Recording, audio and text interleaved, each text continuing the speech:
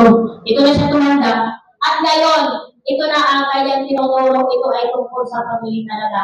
Sa pamilya, paano natin ang mga anak natin, hanggang doon sa maging bago mag-asawa. Basta alam nyo na yun. Gabi-gabi kayo ang nagiginig yun. Kaya magpasalamat tayo sa Panginoon na yung kapatid natin ginamit. At ito pa, si Brother Francis, nakita ko talaga dyan sa ano nag-aakuyan ni Lord. So, ang Panginoon talaga nagbigay para sa atin. Kaya magpasalamat tayo sa Panginoon. Ay, ngayon, nandito pa para tayo ay magpasalamat natin. Oras-oras lang. Mali po sa inyo. Una-una po sa Panginoon at ikalwa sa inyong kapatid. Ako po ay nagpapasalamat. Para po ako iiyak. Hindi po ako kasi po, alam naman po ninyo ang nangyayari sa akin. April 9 po na 70 ako. Hindi ko po alam na pala ko po katapusan ko na. Kasi po, ang dami kong sugat, bali ang balikat ko, bali ang pangako ko, ilang tahi. Tapos po, natanggal ang mga ngiti ko. Kaya pasensya na po ako nakamas. Kasi po ako nahihiya. Kaya po ako nagpapasalamat sa Panginoon. Ako'y naka-attend dito sa Manaliti. Kala ko po hindi pa ako makakalakad. Bigla po ako nakalakad. Kaya po ako'y maka-attend sa Kohanyon. Hindi po. Kahit ganun po isang taon ako na hindi naka-attend dito. Dati po dati, kaya ako dito na-attend. Kaya po ang Panginoon po ay pinapasalamatan po talaga. Ako'y nakakagawa na ng mga assignments na pinapagawa ni Francis, yung mga scribe, yung mag-iiwan, yung evangelistic, ang handa. Kaya po, hindi ko po mapipil ng aking pag-iyak kasi siya po. Kaya po, salamat po sa kanya at ako po'y hinabayan niya. Kasi po, nakali po talaga ang binti ko. April po ako na 79. August po na operahan ako. Pinagaling pa po yung paa ko. Naglampas po dito mo to. Kaya po, ang Panginoon po, ay buti-buti sa aking buhay. Kaya, ako po na-accident dito sa may paulan niya ngayon. Tasik po ako, tatayo po ako. Ay, balinaw po yung binti ko. Kaya, sabi ko, Lord, ayaw ko pa po, huwag mo po akong kunin kasi po marap sa akong gagampanan yung mga apo, gusto ko pong masubaybayan mga anak ko. Kaya ayaw po. Ito po, alam naman po ninyo ang nangyari sa akin. 3 buwan pa ako nakapampers. Ayaw po ang asawa ko. Ay, buti naman po ng asawa ko, hindi ako pinabayaan niya. Naglugaw po ako, 3 buwan pa ako naglulugaw. Hindi po ako maka-imit ng 3 buwan. Kasi po, ano po talaga, hindi po maibukas. Yung po pangako, na pala, kaya sabi ko po, Lord, ako nag-feel, ayaw pang mamatay. Ako gabayan ng pabuhay. Awan ako po ng Diyos. Ako po iniiyakan ang asawa ko, ako daw pinumamatay ng magana ako. Puro pa sa ako. Kaya po kay buti-buti ng Panginoon at Amen. ako po ay narito kasama po ninyo. Lagi na po ako magsisimba. Salamat po at magandang hapon. Ako po ay magpapasalamat sa ating Panginoon kasi naalala ko, nagpunta ako dito. Anong taon yun? Anniversary dito, Pastor? Thanksgiving?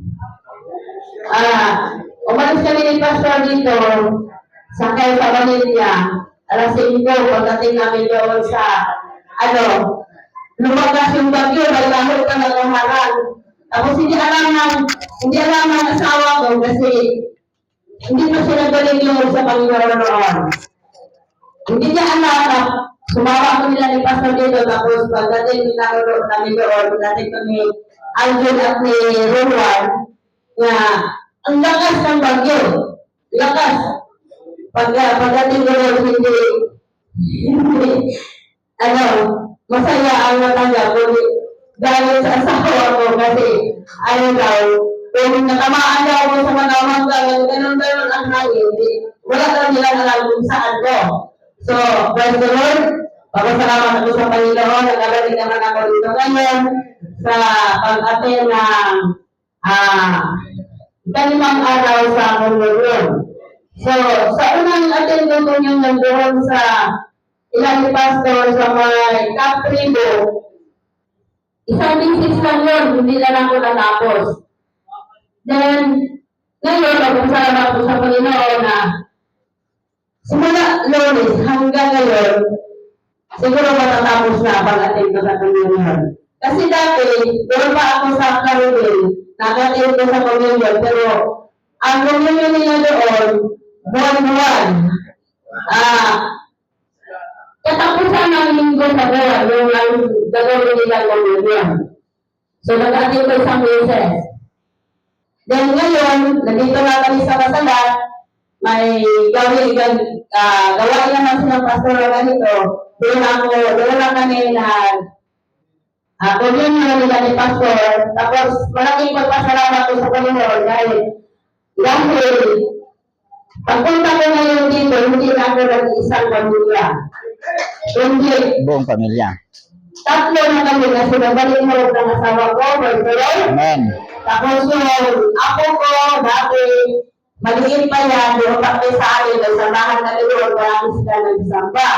Pero pagdating na natin dito sa Manila, naglaki sa hanggang kami na dahil hindi ka sumamba.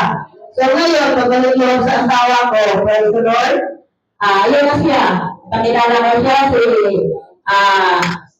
Primitivo Bagyuso Campelan. Bagyuso. Dito, yung asawa ko, Marcelino Rigana Bagyuso Jr. Praise God. So ako naman, sa hindi kami kilala sa akin, ako sa Linda Ribato Bagyuso.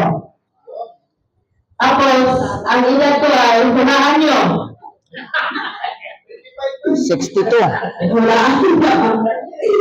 Praise God. Sa awa ng Panginoon, ano na ako ngayon, 64 na yung oras ko. Kulang ako dalawa. Pasalamat ko sa Panginoon, sa ating lahat ngayon na nandito tayo lahat para bigay papuri sa Panginoon buhay. Sa Panginoon natin, medyo mahirapan pa ako magsalita ng Tagalog. Sige, bisayain mo na lang, Gal. Sa Bisaya. Isang pasalamatan ko ang Diyos natin kasi